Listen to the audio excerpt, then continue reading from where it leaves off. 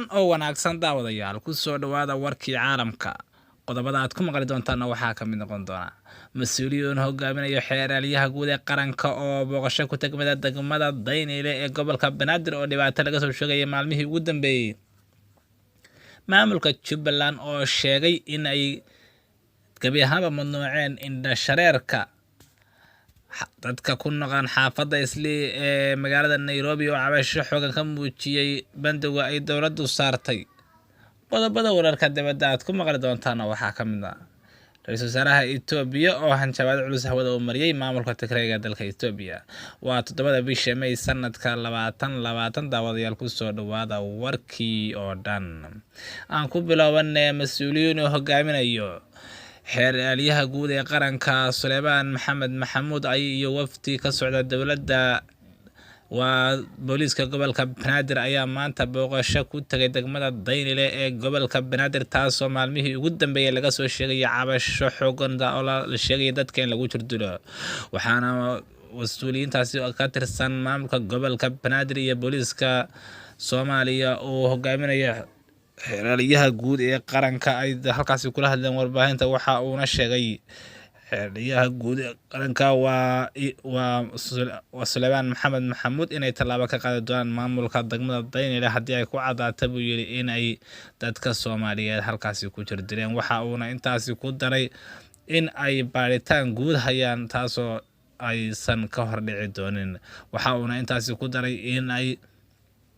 inay wadaan in gabi ahaanba degmada saldhigga la sheegay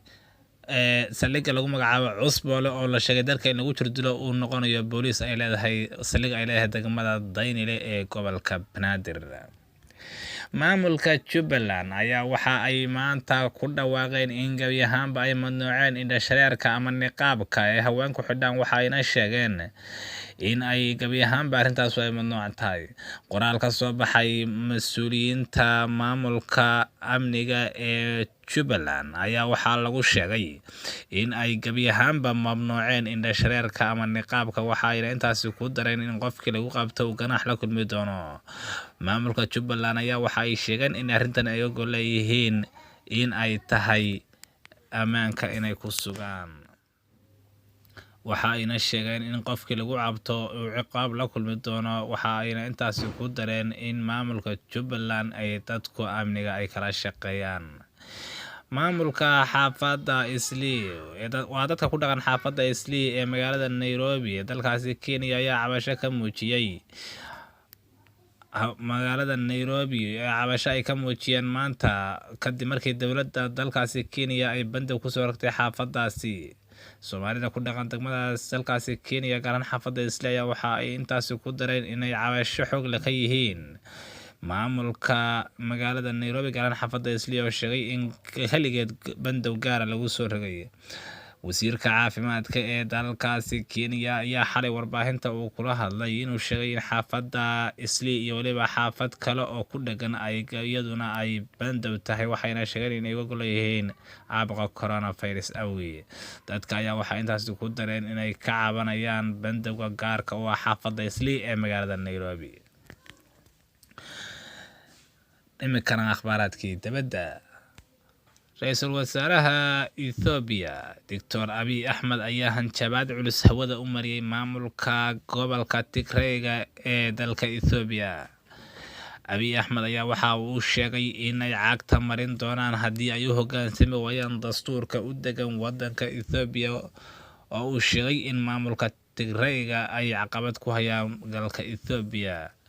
Abiy Ahmed warbaahinta la hadlaya waxa uu intaasi ku daray in ay tallaabo sharciga waafaqsan ka qaadi doonaan cid kastoo hor istaagta dastuurka waddanka Itoobiya